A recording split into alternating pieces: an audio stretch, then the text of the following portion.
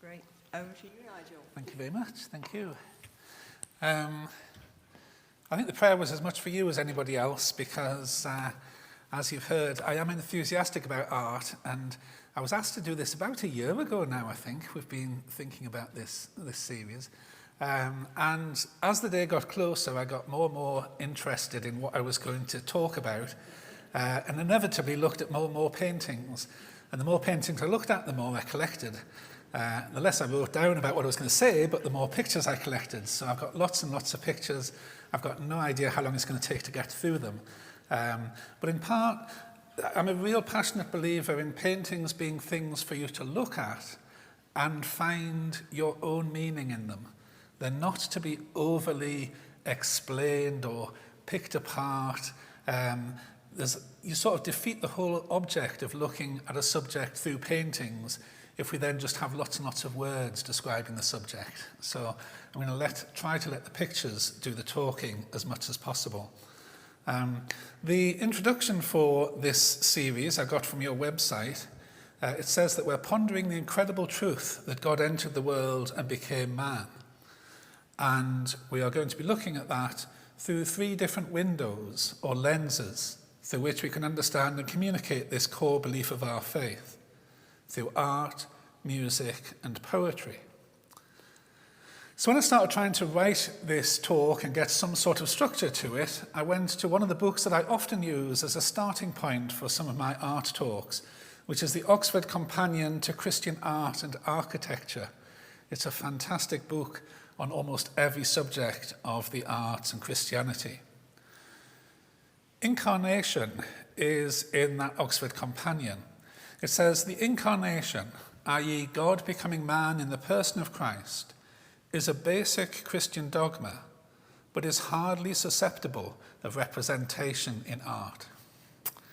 So there you are, a very short talk. You just can't do it, okay?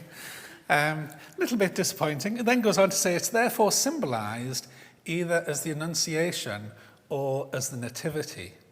And it's certainly true that when we think about incarnation, we often think about the Christmas story. We think about God becoming man, that great passage at the beginning of John's Gospel, the Word became flesh and dwelt among us.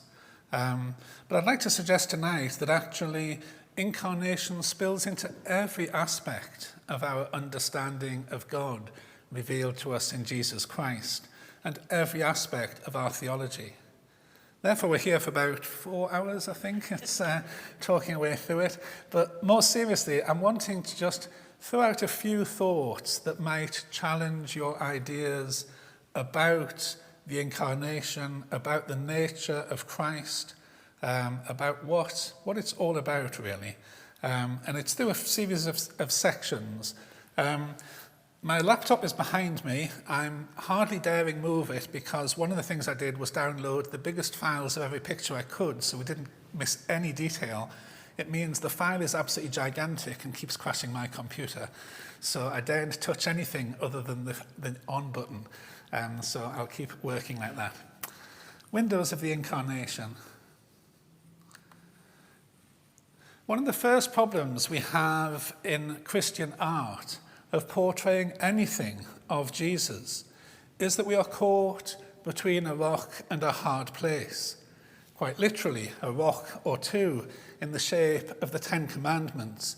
In the early church, there was a real consideration about that 3rd commandment. You shall not make for yourself an idol when the form of anything that is in heaven above or is in the earth beneath.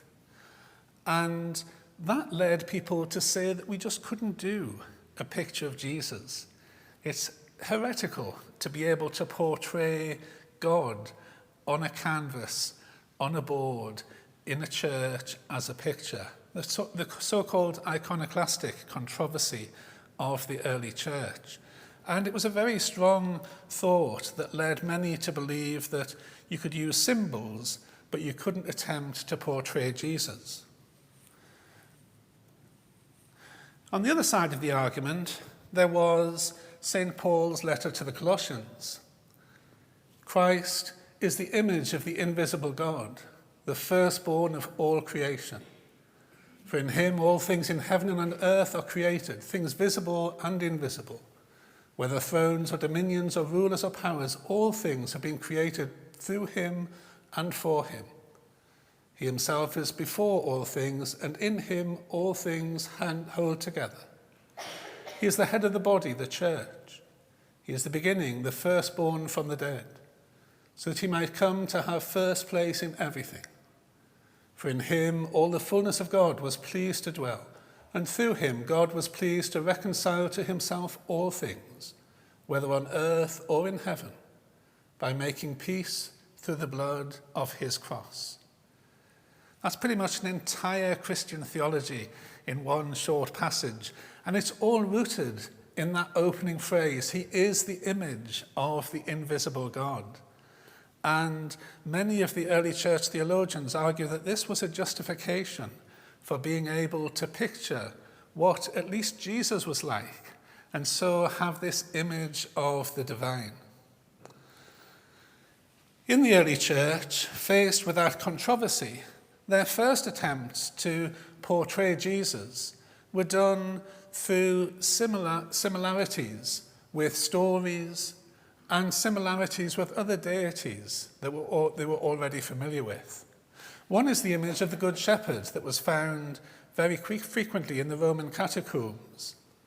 Of course, Jesus in John's Gospel famously says, I am the Good Shepherd.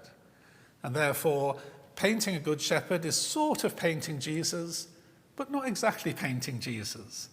And also that image of the Good Shepherd was one that was familiar from non-Christian faiths as well. So this was an image that was considered more acceptable and approachable than most in the early Christian world.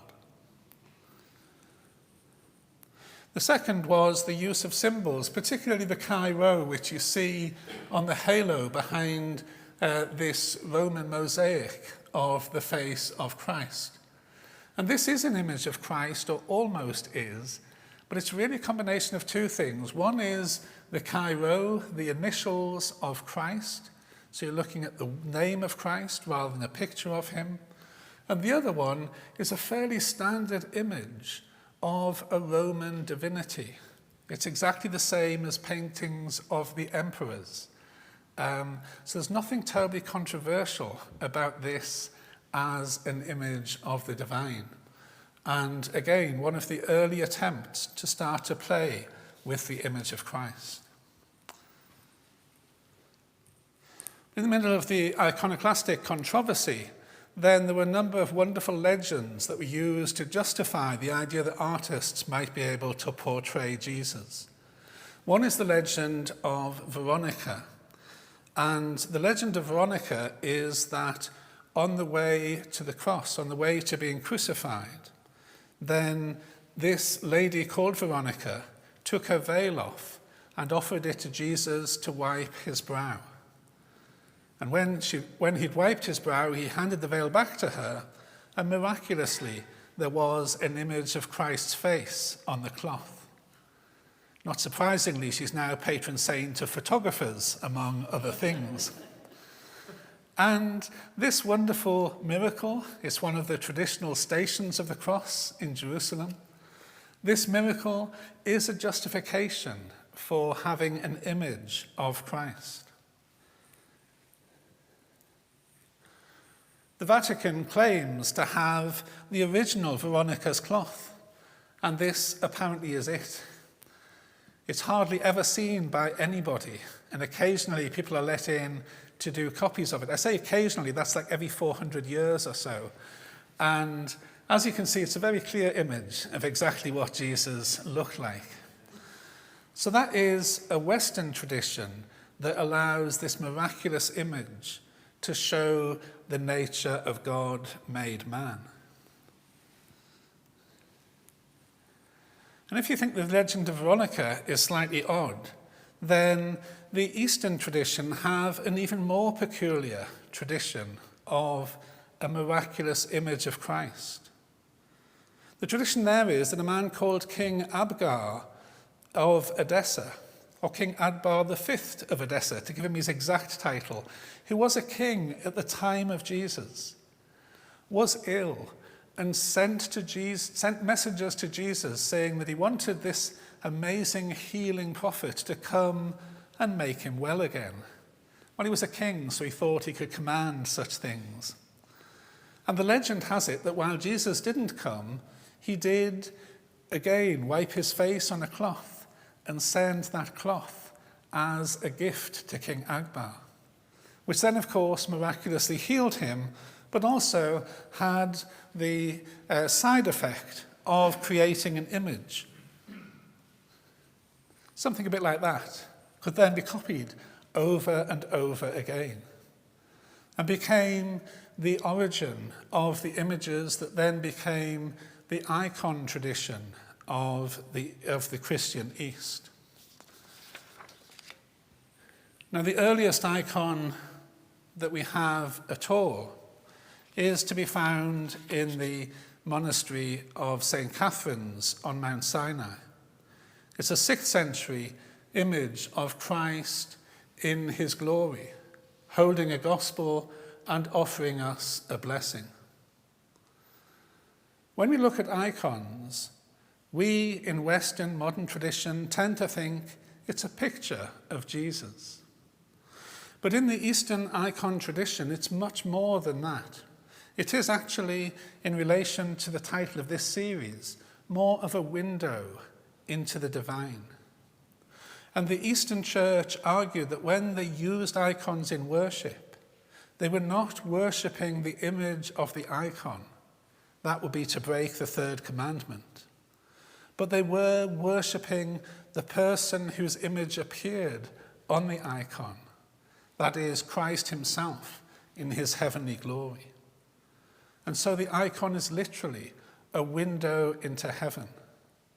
But in incarnational terms, of course, it's a reminder that the God who is in heaven had taken human form and through the resurrection and ascension has lifted that humanity into the heavens. Quite a profound image of the Incarnation.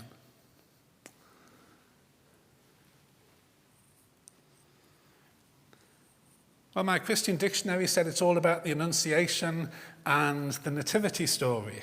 So I'm going to give you a couple of images of the Annunciation. The first is one of the most famous by an artist called Fra Angelico. He painted in Florence, and particularly painted all the paintings for the monastery in which he was a monk, St. Mark's in Florence. It's a wonderful place to go and visit. There are, I think it's about 20 different cells for the monks, tiny little bedrooms, not unlike student bedrooms of our modern world. And every single one of them has a painting of Christ, painted by Fra Angelico, a masterpiece in world art that was on the personal wall of the monk who was fortunate enough to have that little cell. Nobody else ever came to visit. It was the monastic equivalent of a student poster on the wall. But in that monastery were those wonderful images. The one image that was a communal one sits at the very top of the staircase that leads from the chapel, the refectory, and the place where the monks spent all their days, up on their way to their bedroom cells. And at the top of that staircase, there's this painting of the Annunciation. Quite deliberately, that subject matter to remind the monks that Christ has come as God to dwell among them. It is an image of incarnation that is designed to let the monks know or feel the closeness of God in their daily lives. Not just something they went to see in the chapel, not just something they went to see occasionally, but something that was right in their faces every single time they went up and down that staircase from their cells to the working monastery.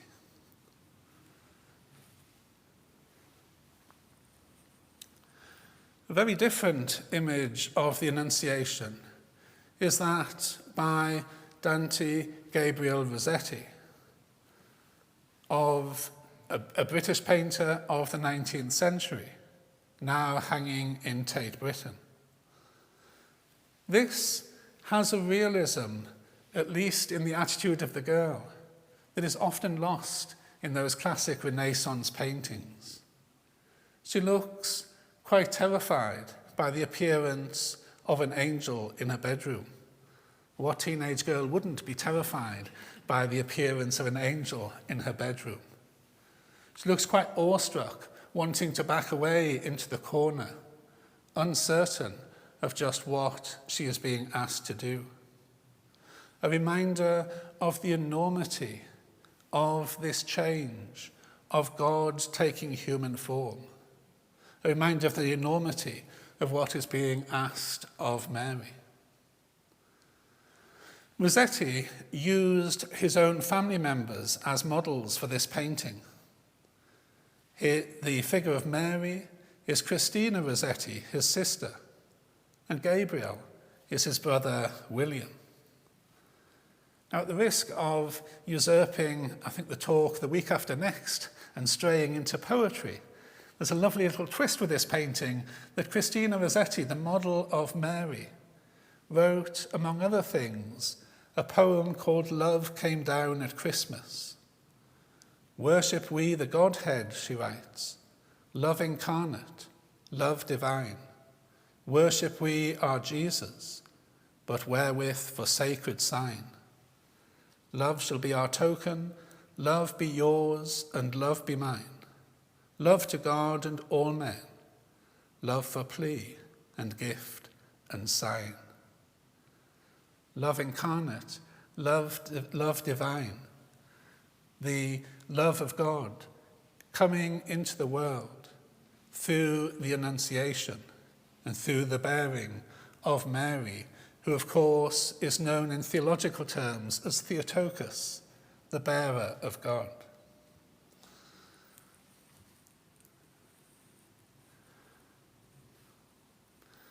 And then just to continue with the challenge of the Annunciation, there's this rather lovely painting from a Texan artist, John Collier, from 2000, about as modern as you get. And here you see the angel Gabriel arriving at a suburban house somewhere in Texas, and Mary being an ordinary schoolgirl in her blue dress, her pair of sneakers, looking young and vulnerable and very much an everyday girl. A reminder of God coming into the world, not through some great glory, not through something massively different, but through an ordinary girl in an ordinary town at an ordinary time in history.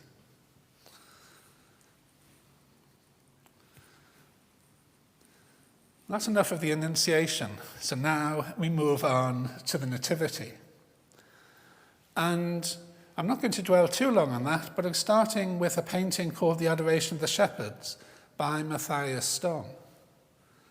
There are a number of aspects of it that make it a particularly pertinent one when we're thinking about the Incarnation.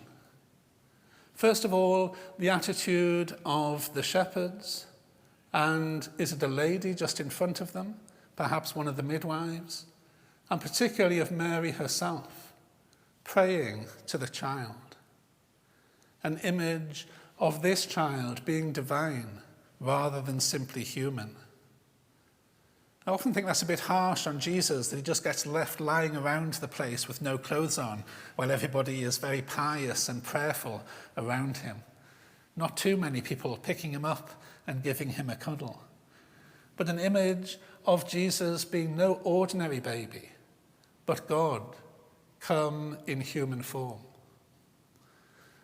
Like many paintings of the scene, we see that the light source comes not from anything around them or above them, but appears to come from the baby itself. This arose in the history of art through a vision of a lady called Saint Bridget of Sweden, who had a dream in which she saw exactly this scene, the baby Christ being literally the light of the world and shining a bit like a light bulb or a very cheap Christmas decoration and lighting everything around him. Particularly when it's taken up by artists like Storm, who have such a realism to the image. It seems to me to show that contrast between Jesus as a real human baby and also being divine, the Son of God, the second person of the Trinity.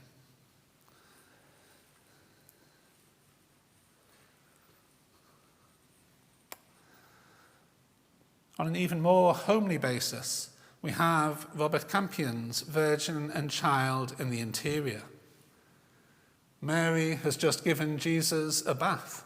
You can see the water in the bath just by her feet. She's picking him up and drying him with a towel. Her own veil hangs on the hook behind her. Her loose hair, a symbol of her virginity. A painting that is full of the everydayness of a medieval house scene, but at the same time, a painting that hints at this being more than that, of this child being divine, of this woman being the mother of God. The halos are not what you see in the average baby photograph.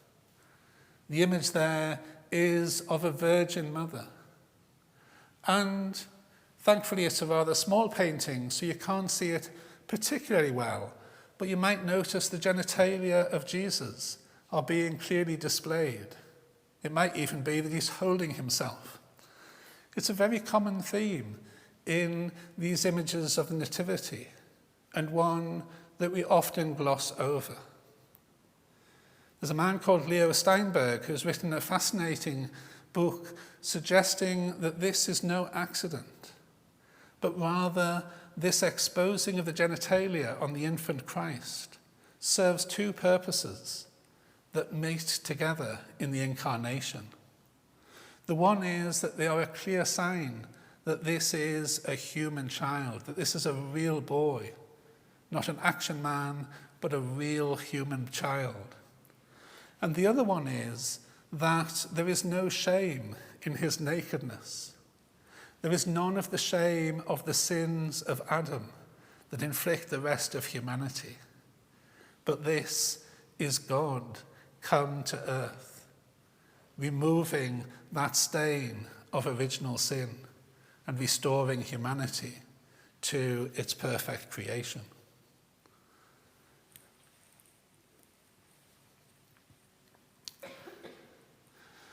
Moving on, we get to what is reckoned to be the very first painting of the Italian Renaissance, that moment when they move from the symbolism of Gothic painting to a much more naturalistic style that is particularly a feature of the Renaissance. This might not look very naturalistic to us, but painting Mary as if she is a real woman of substance, with a real three-dimensional quality to her, looking like she has some real weight as she sits on this heavenly throne, was a radical image in its day and opened the way to so much in art that followed. But more interesting for us tonight, perhaps, is the child Jesus, who, like many icons before that, appears to be anything but a child. This is an image of Mary presenting God made man, and made man, not little baby. So he might be small as he sits on her knee, but he looks every bit the grown-up, blessing the viewer in front of him. A devotional piece that owes little to the reality of his human existence.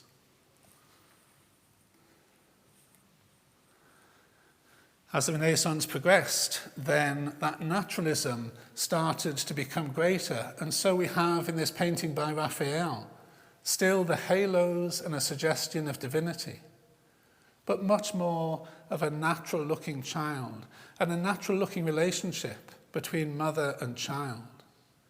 The love of which Christina Rossetti spoke in her poem being displayed between Mary and the incarnate Son of God.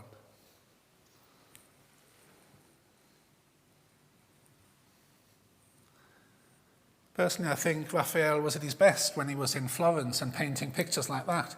He started to get some high-flying ideas, quite literally, when he went to Rome and started painting for the Pope. One of his last images of the Madonna and Child is this Sistine Madonna, confusingly not painted for the Sistine Chapel, but for another Sistine church in Italy. And here we see Mary and Jesus emerging out of the curtains being held back to provide a heavenly image. The glow behind them, if you look very closely, is actually hundreds of little cherubs looking out from the painting. And below, of course, perhaps two of the most famous cherubs in the history of art, gazing out at the viewer. This is Mary ascending into heaven. And rather symbolically, it is the Christ child being in heavenly glory too. He may have left heaven behind when he came to earth, but here the gap between the two starts to be merged.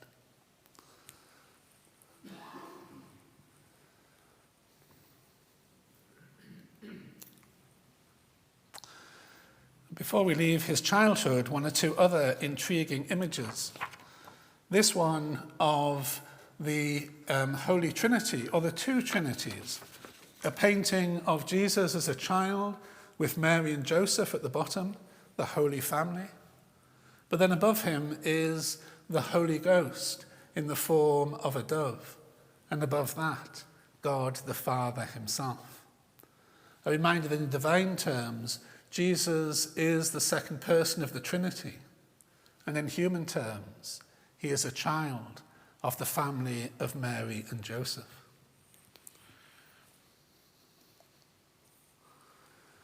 Now, before we leave his childhood altogether, one of my favourite paintings that you actually find rather surprisingly in the art gallery in Liverpool, the Walker Gallery. This is, hold on a second, I'll just get back to where I am, yes. This is by an artist called Simone Martini and is Christ discovered in the temple.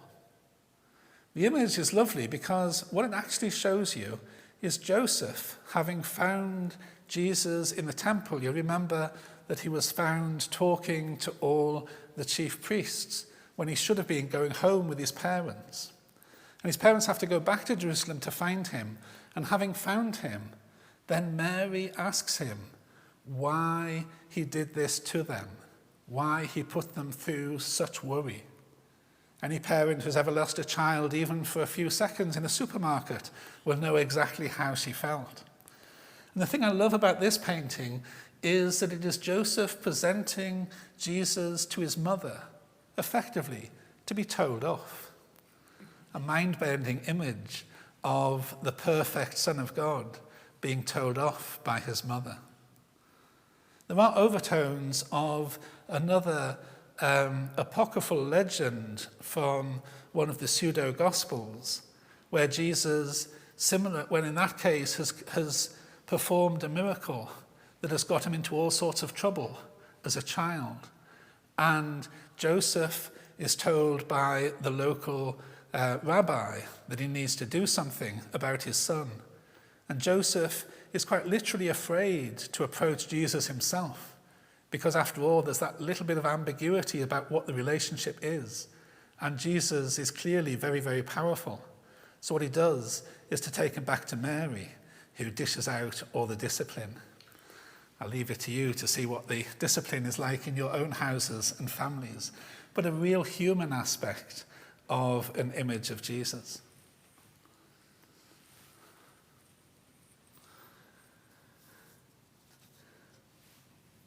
Now, this painting is a vast painting in the cathedral in Siena by the artist Duccio. And on this side, as you'll see, it is of a similar style to that of Giotto. In fact, They were painting at a similar time and were great rivals of each other. It is an absolutely vast altarpiece, and around it on the front are all sorts of scenes of the life of Mary. But it also has another side to the painting. And if you go round the back, well, actually, most people who visited the church in its original form wouldn't be allowed round the back. So this was a painting to be seen by the priests, by those who were privileged to be invited round the back end of the church. And they would see this image that had scenes of the life of Jesus, all too small to look at in great detail. But believe me, you'll recognize many of these as being great masterpieces of the history of art. In the 18th century, this cathedral at Siena, feeling a little bit hard up for cash, took a saw to this painting and started dividing it into all of those individual pictures and sold them to the highest bidders. So you find individual paintings in galleries all around the world. And the one I want to show you in particular is, well, actually two paintings that ended up in the National Gallery in London. This one, the story of Christ healing the man born blind. I'd like to think it was the version from John, where having healed the man born blind, there's a whole controversy goes on with the Pharisees, where the blind man fights his own corner and recognizes Jesus as being truly the Son of God and offers him worship. The only problem with that is it doesn't go with the next picture. So if I explain to you that what you see here is Jesus, you see him in the red and the blue with the halo, just in case you hadn't spotted him, and he is wiping some mud into the eyes of the man born blind to miraculously heal him. But then you see, in a very cartoon-like way, exactly the same man appears twice. So it's the same man on the right-hand side of the painting who is turning away from Jesus, or turning away from the scene of this miracle. But in the setup of this great altarpiece, he's actually looking at the next panel, if you imagine it, just to the right-hand side of this painting. And there, quite incredibly, is a painting of the Transfiguration. That great story that we see in all the synoptic Gospels, and as I say, sadly not in John's Gospel, but the story of Jesus appearing in his divine glory, much like Moses saw God in all his glory on Mount Sinai when he got the Ten Commandments. And in fact, of course, Moses and Elijah appear alongside Jesus. Artists traditionally have shown that glowing of Jesus by taking the folds of his clothes that were normally painted in darker colours and painting them in gold instead. And it's that figure of Jesus that the blind man is looking at, having had his sight restored. He's recognizing that Jesus is indeed divine, the Son of God.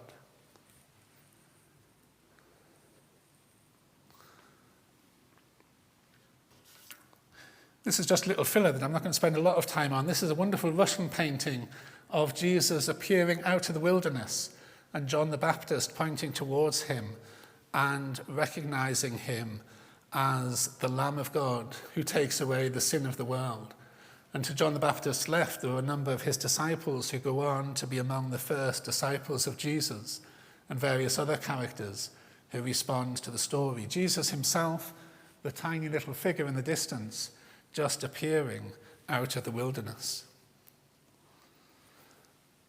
But the one painting I really want to show you, and because I will run out of time before I've shown you them all, then I'll spend some time on this one in particular, because it seems to me that the incarnational meaning of this is really quite profound. And it's one of those things where the painting presents you with something that is quite different from what you might discover through words. The painting is by Rembrandt, and the subject is the woman caught in adultery.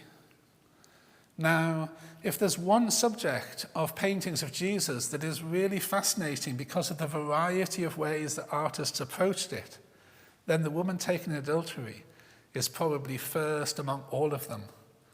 I do an entire talk on just that one subject, but that would be for another day, and I'm not going to show you all those other paintings this evening. But this one I will show you because this Rembrandt has a very particular feature. When you look towards the top right of the painting, you see that he set the scene inside the temple in Jerusalem. The exact details of the temple aren't precisely accurate, but there are these two wonderful pillars covered in gold. And then there is a sort of throne on which the high priest is sat, and a gigantic queue of people who are come before the high priest with their petitions, with their requests, perhaps to be received as Jesus himself was as a baby in the temple. All these people approaching the temple as being this symbol of the presence of God among his people in the holy city of Jerusalem. It's an image of the divine that was familiar to the people of Israel. It was an image of the divine that is there within the symbolism of the first century temple. The house of God, containing the Holy of Holies. An image of God that is at once grand and distant, powerful and awesome.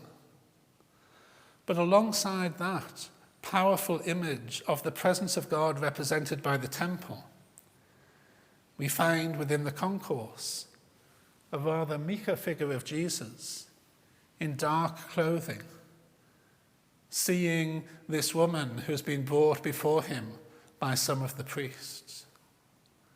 The woman herself is bathed in light. Rembrandt was a master of illuminating the subject.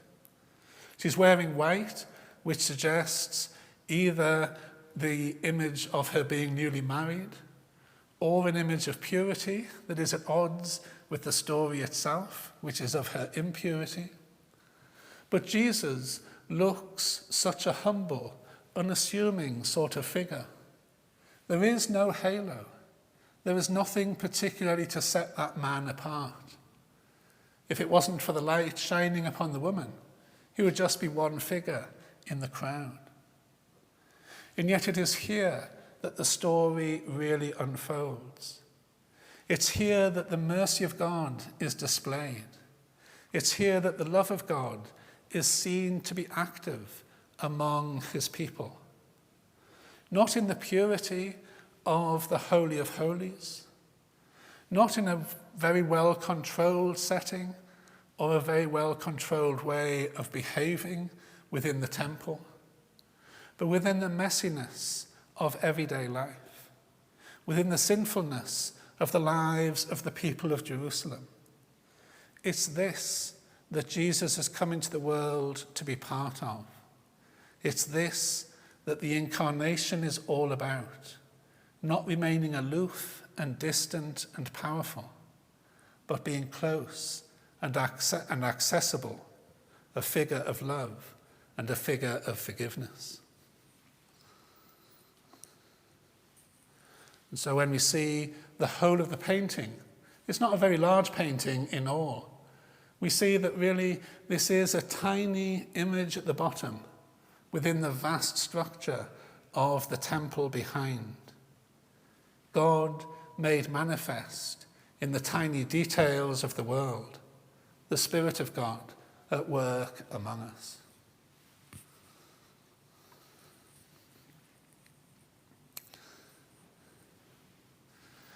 You're going to have to stop me when I really get carried away at some point. But this is another painting by the Venetian artist Berenice, who I very much like for similar sorts of reasons.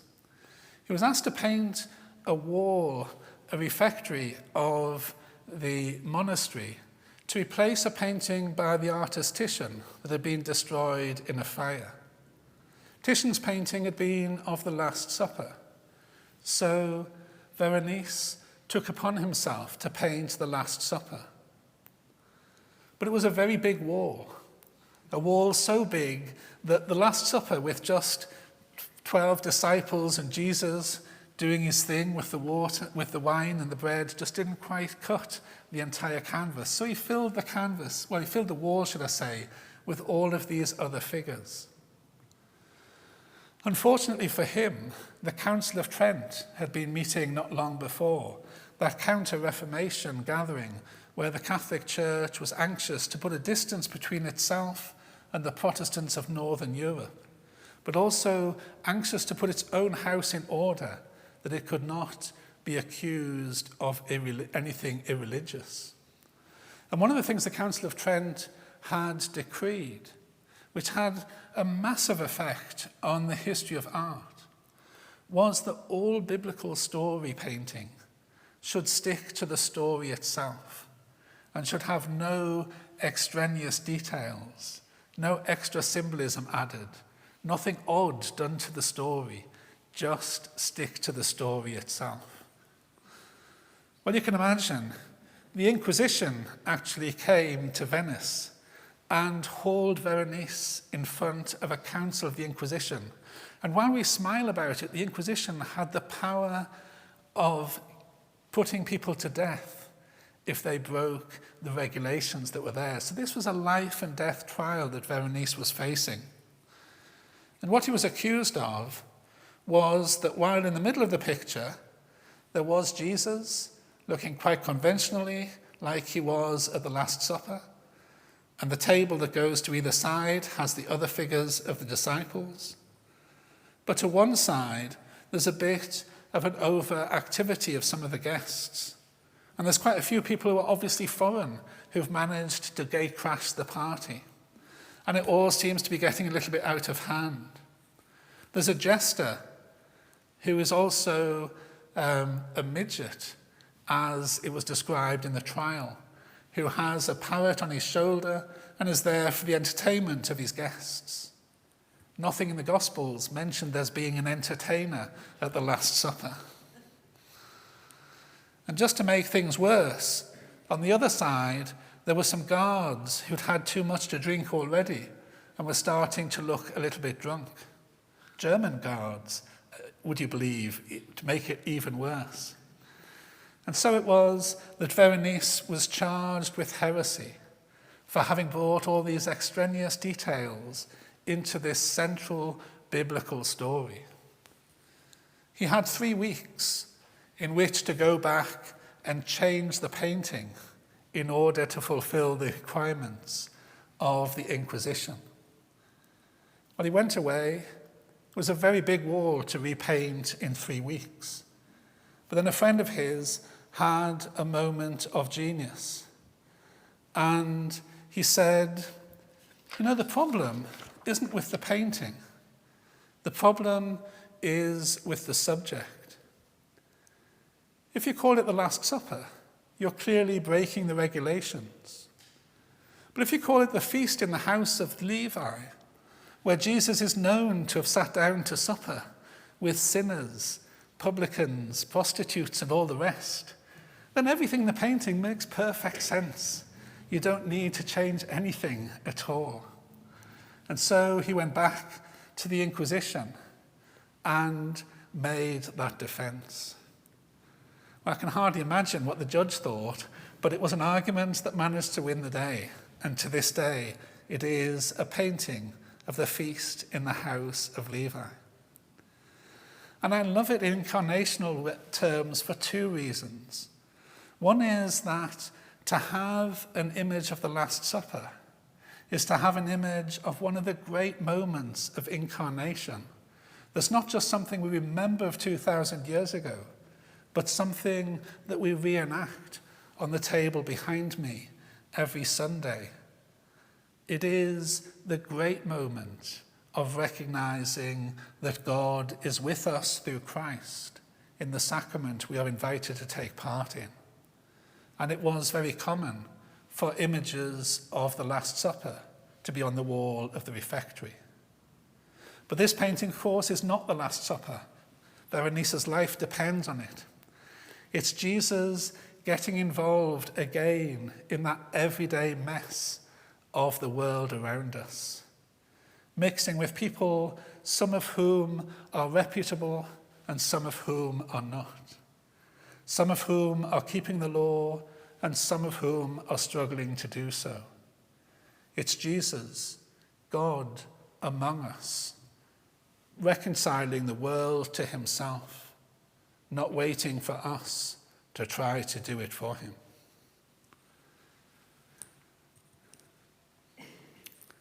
So I'm just going to skim through the rest, otherwise we'll have no time at all. This is Da Vinci's very, very famous Last Supper, and of course that also is on the wall of a refectory, designed to be Jesus as a guest at the supper of those in the monastery.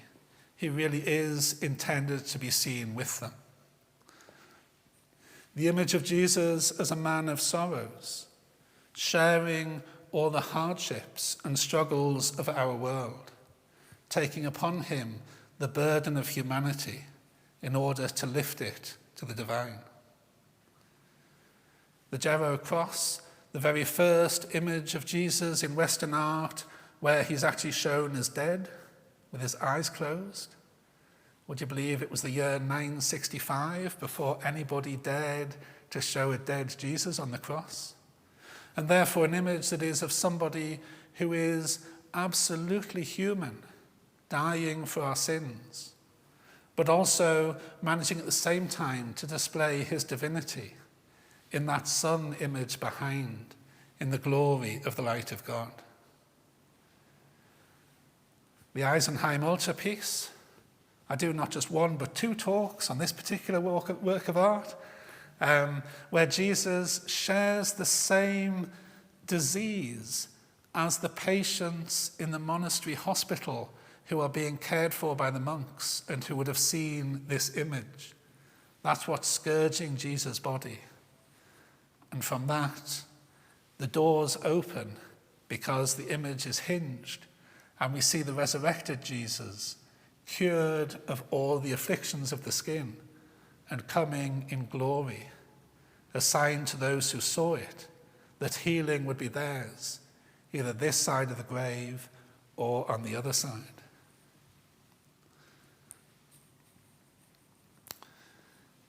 Caravaggio's Road to Emmaus, or Supper at Emmaus, a much more earthly image of the resurrection. My favourite theologian, Pannenberg, suggests that the Incarnation is all about the resurrection, and the resurrection is all about revealing the future promise of God and that breaking into our everyday world through the resurrection of Jesus, the first to rise from the dead. And I'm going to end with two paintings, one of which I find quite a challenge, and the other of which I find a great comfort. The challenge is Michelangelo's Sistine Chapel image of the Judgment. I've never warmed to Jesus. I think it's probably because I've never been a bodybuilder myself. I've always considered it to be an image of Jesus that seems beyond rather than being close. But it is based on a verse from Philippians where it talks about, St. Paul talks about how he will transform the body of our humiliation so it may be conformed to the body of his glory by the power that also enables him to make all things subject to himself. And that brings me to my great challenge, because even this afternoon I was doing a funeral, and every funeral you do has a prayer of committal at the end of it, which has some words that almost stick in my throat because it always strikes me as a very strange turn of phrase. The prayer goes like this: we've entrusted our brother or sister to God's mercy, and we now commit her body to be cremated. Earth to earth, ashes to ashes, dust to dust, in the sure and certain hope of the resurrection to eternal life. I like that bit, to the sure and certain hope of the resurrection to eternal life, through our Lord Jesus Christ, who will transform our frail bodies, that they may be conformed to his glorious body. And that's the bit that I always find a little bit odd, This idea of in the middle of a funeral for somebody who may have been just a very ordinary looking guy like me, or just not quite like the Jesus here. Why do we have to mention that he didn't look like that when he was alive, and we're hoping he might after he died? That they might be conformed to his glorious body. And it might be I spend too long with paintings, but this image comes to my mind every single time I say that prayer. I'm convinced this is the glorious body that we might actually be praying that we're transformed into. But the final thing I offer you, because the Incarnation is, I believe, it's all about opening a door, opening a window, opening a way by which we can come close to God and God comes close to us. And one of the great things about these images is that it can, at least for people of a certain spirituality, open the possibility of you being imaginative in your prayer, that the Christ you pray to is alongside you. And this is a painting that was made famous because there's a very large reproduction of it in the Taizé community in France. The original looks like it's painted on a bit of driftwood, and you find it in the Louvre. It's about this size. It's really, really tiny. It's a painting of a man called Saint Menas. So it's Christ and Saint Menas. And I fell in love with it when I first saw it, because when you look closely, Jesus has his arm around Menas's shoulder. You can see his fingers just appear on the other side, giving him a bit of a hug.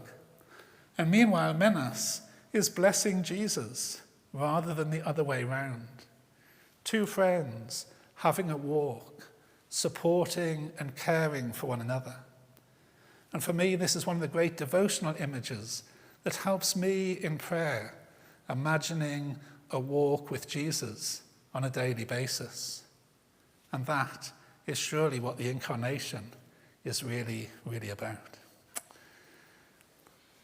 Anyway, I've used pretty much my entire hour. That was a deliberate thing, so you couldn't ask any questions.